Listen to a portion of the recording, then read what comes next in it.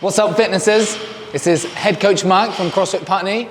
Today we are coming to you with the push-up, one of the most fundamental upper body strength exercises, which is massively underutilized and it has an overlooked technique.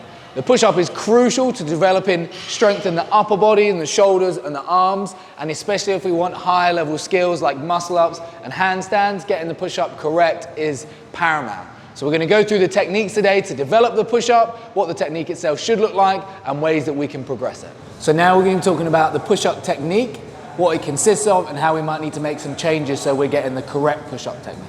So firstly, we want to understand that the push-up is mostly trying to utilize the chest muscles. So we want to get them involved as much as possible. So I'm going to show you what the technique should like, and then one way to figure out if you're doing it correctly. So we should have the hands somewhere about shoulder width or slightly wider, and as we descend down, we should be pulling our shoulders back with the elbows not touching the side of the body. So I'm going to do a set from my knees.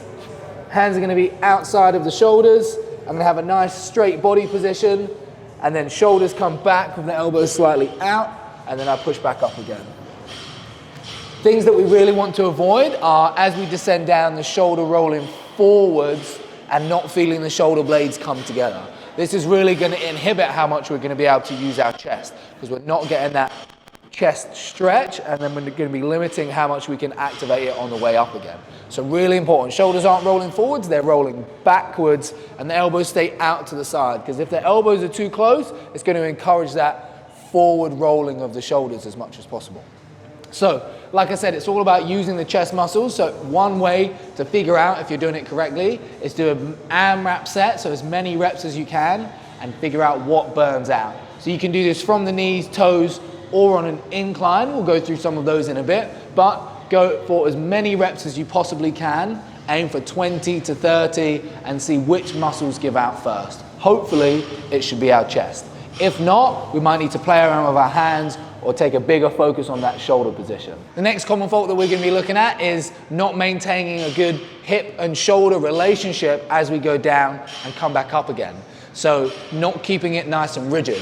Oftentimes people will start to break the shoulders lifting first and the hips maintaining their same position, which isn't actually utilizing much of the upper body. That means that we start to shift the loads through our lower back. So if I start descending with a nice straight back position, and then when I get to the bottom, if I lift up here first, it's actually going to be my lower back doing the work. So I want to make sure I keep a nice straight line the whole time. That's whether I'm from the knees, the toes, or on an incline. I want to make sure that line stays straight the entire time, so I'm getting the most out of my upper body. Okay, next thing we're going to do is go through our 3 styles of push-up. So the first one is going to be from our toes, the second one from our knees, and the third one from an incline, and then a bonus incline from the knees. So our first one is going to be from the toes. This is going to be our most difficult push-up progression. So again, hands outside of shoulder width. I'm going to get myself in a straight line. I'm going to focus on those shoulders coming back, elbows out, and then maintaining that line as I push up away from the ground. Our second one is going to be from the knees. So pretty much the same movement, but instead of going from the toes, I'm going to go from the knees. Nice straight line with the body. Still thinking about those shoulders. Still not sending my shoulders up first. Our third one is going to be incline, so we're going to have our hands slightly higher than our feet. Other than that, it's going to remain the same, except now you don't get the feedback from the chest and thighs contacting the ground. So you have to be more aware of your position. Otherwise, hands outside of shoulder width, same position.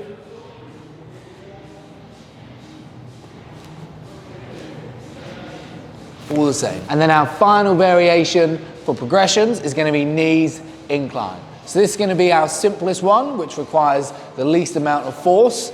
Other than that though, it is the same technique.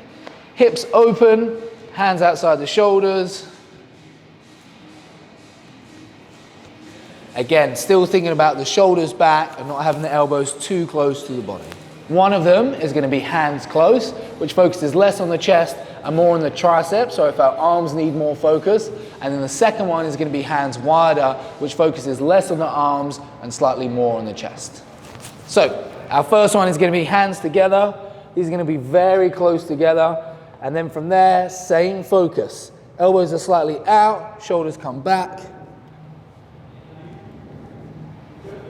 And I'm still trying to keep that rigid body all the way up, all the way down, and I'm not snaking my way through. The last one of that is going to be hands wider, so now less arms, more chest focused.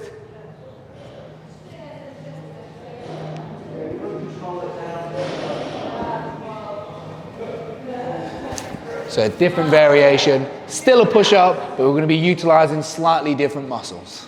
Okay, so once we've got all of our push-up techniques established, we need to understand that when we're using it in our classes or in our workouts, that we're getting the stimulus that we want.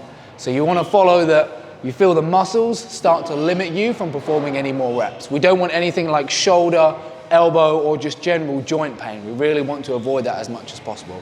So make sure that when you have to stop a set, it's something like your chest or your shoulders are starting to burn, and that's what's making you give out and you can't continue.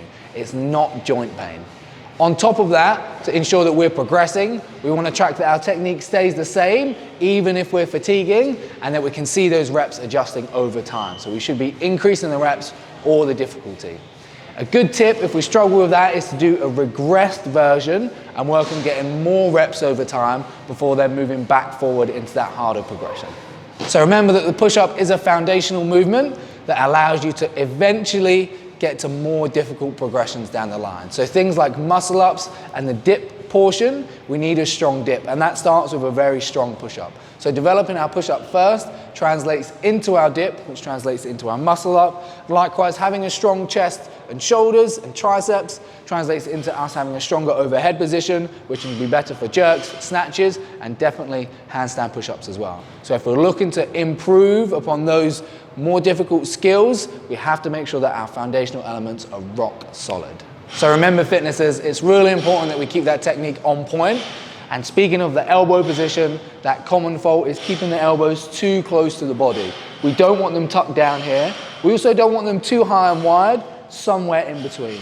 And the reason for that is because as we start to lower ourselves down, we want the shoulder to roll backwards. As the shoulder rolls backwards and the elbow comes back, we get to activate more of the chest muscles as we come here. If the elbows are too close to the side of our body, we generally see the shoulder roll forwards. And this can start to inhibit how much of the chest gets used. So we want to think about letting those elbows come out, pulling the shoulder blades back as we go down to that position.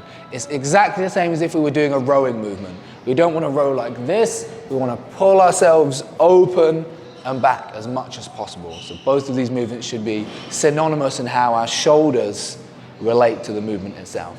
So remember, elbows not tucked, not too wide, slightly out. It's all about what's happening at the shoulders versus too much of where their elbows are positioned.